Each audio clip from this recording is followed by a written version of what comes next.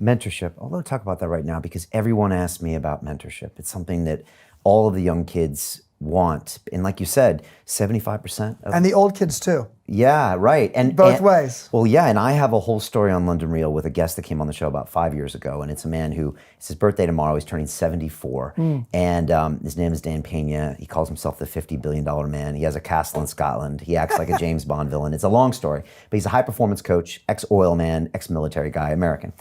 And he has become my mentor, really, and everyone's kind of watched our relationship grow, and it's interesting because we actually, it isn't the classic mentor relationship. Like I bring something to the table and I kind of teach him about new media and I have him on the show and I do this kind of things and then he is there pushing me constantly and everyone loves watching our relationship. It's like we're the ultimate synergy. When you put the two of us together, everybody likes watching it because they see this like older man dynamic and he's constantly saying, Brian, you know you can be more. You're just scratching the surface. Yeah. You know, you're doing, he's constantly in my face and everyone watches this dynamic and they love it because I think they see that they need something like this in their life. And he sounds like not just a mentor, but a tormentor. Yeah, in terms of like yeah. you know. Oh, he is. There's all kinds of styles. Yeah, yes. there is, and it's amazing. But everybody wants that, and everyone's always asking me, Brian, how do I find a mentor? So there's a need for this, and both ways there's a need, and I'm a big part of Dan's life as well. You know, he needs that. He's dedicated his life to mentoring younger people as well. So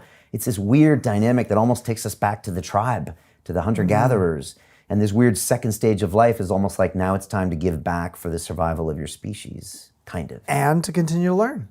Right. You know, when you are in a constant, you know, there's a growing number of people who are concerned in midlife and later about ageism. And they should be because it's like the last socially acceptable bias in the world. It's real, right? It's totally and real in the workplace. Oh, and the Bay Area, it's terrible and if you're in tech and you're in your 40s or 50s or 60s. But the thing that an executive recruiter said to me recently that was really true, that's brings me to the mentor idea, is she said, you know, yes, there is ageism, and yes, LinkedIn, your profile, if they look at your, you know, when you graduate from college, they can figure out how old you are. But the thing is, what she said is, once you're actually, if you can get a foot in the door, and it's a big if, but if and when you get the foot in the door, if you show up passionately engaged and curious, what people feel is your energy. And if they see and feel your energy, somehow your wrinkles start to disappear. And so what does that mean? Well, I think being passionately engaged and curious in the context of a mentor relationship, whether you are the older or the younger one, means that you're there to actually constantly learn. If you're the mentor thinking you're going to be teaching all the time, you're probably not listening for clues of things that you can learn. And if you're just constantly teaching the same thing that you've always known, you're not actually renewing yourself. So Satchel Paige, famous pitcher in the major leagues in baseball, famous story, 42 years old, he was called up to the major leagues from the Negro League back in the 1940s. The owner of the baseball team, the Cleveland Indians, actually took him down to Mobile, Alabama, because Satchel Paige had no idea how old he was. So it turns out he was 42 years old, and he was starting in Major League Baseball at 42, at an age where most Major League players had actually retired. He ended up playing till age 59. Famously, he asked the question, what age would you be if you didn't know how old you were? And so this element of knowing how old you are, yes, there's an important element to be able to harvest and cultivate wisdom, or cultivate and harvest wisdom. But the premise of being curious with someone younger than you and being empathetically curious, not like curious like an inquisitor, like a lawyer or a barrister. No, empathetically curious means you're catalytic. You open up possibility with your questions.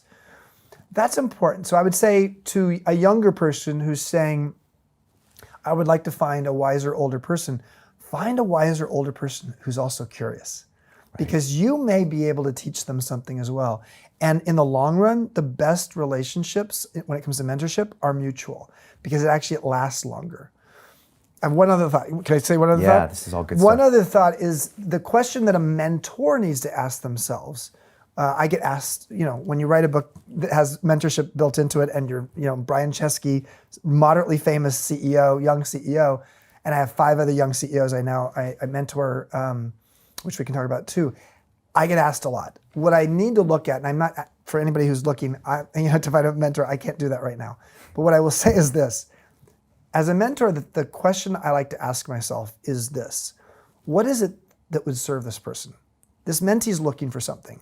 Are they looking for a knowledge transfer? So if someone was coming to me and saying, I want to understand the boutique hotel business.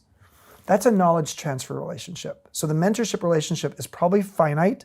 The way the conversation goes is often they're asking me a question, I'm answering it with knowledge.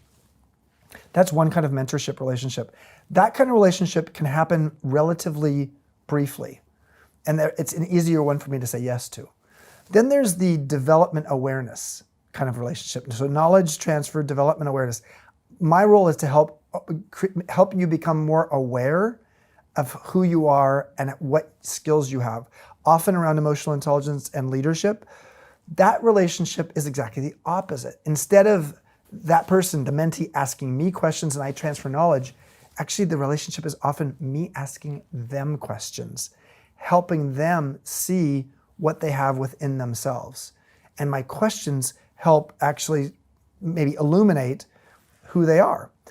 That kind of relationship is really beautiful. I mean, there's no doubt that's the kind of relationship I've had with Brian.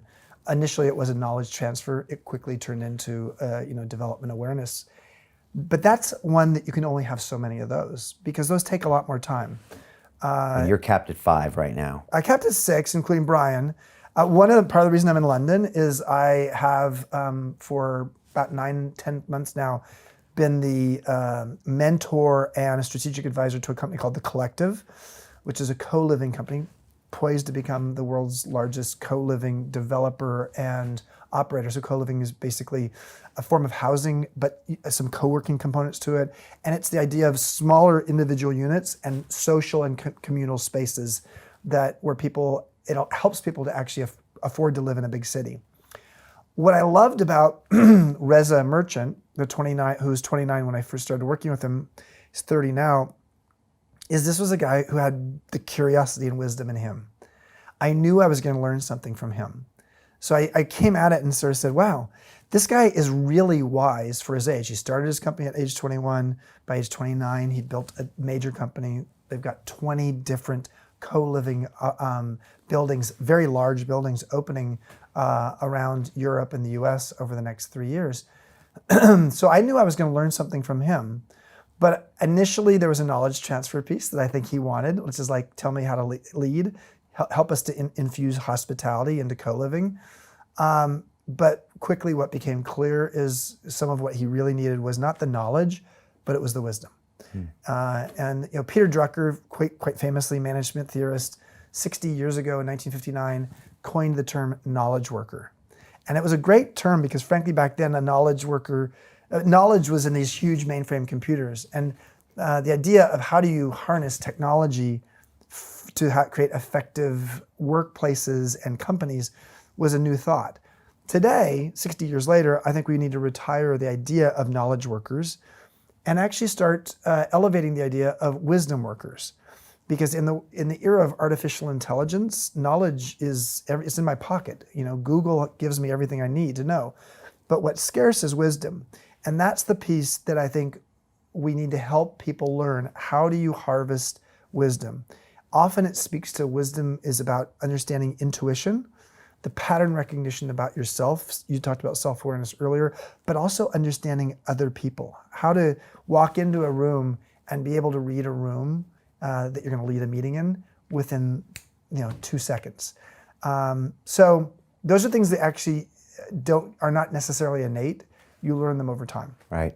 Silicon Valley has a great history of reaching out for mentors. From what I see, we got Zuckerberg reached out to Sheryl Sandberg. Yep. The original Google founders reached out to Eric Schmidt. Eric Schmidt has written a book, The $1 Trillion Coach, about Bill, I forgot his name. Campbell, legendary, great legendary mentor that I had heard about in little bits before the book. He was the guy that advised Steve Jobs and advised, I think, Zuckerberg as well, was just known as everything you're talking about, right? I wrote about him in chapter 2 of my book. Right. Yeah. He's like that elder who everyone said amazing things about him. Yeah. He didn't really have the CV that would think he would be that guy. He was a college football coach at Columbia.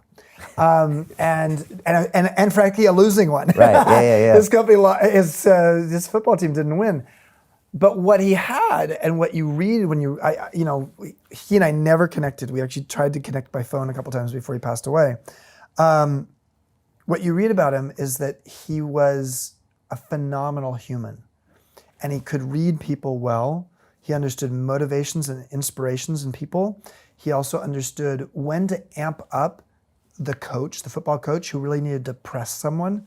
Sort of like what's the name of your Dan Pena, yeah. Sort of like, but he also knew when to actually give someone a hug. And that, I think, is a really critical part. If you are Johnny One Note, so to speak, in terms of there's one way to actually motivate, you're not actually looking at context or what is actually needed right now. And so I think there's times when you actually need to show a little love, and then there's other times when you got to give tough love. And that tough love can be painful to give and for someone to receive, but it's exactly what they needed to hear. Yeah. No, it's interesting, and it's just interesting how the Valley kind of seems to do that more. Or maybe I'm just seeing survivorship, but I think it speaks to this idea that the Valley is known for technology. Generally speaking, the people who create and imagine new technologies are younger people who are digital natives because they grew up with it. You and I grew up with TV. How has it served your career? Not so much for me.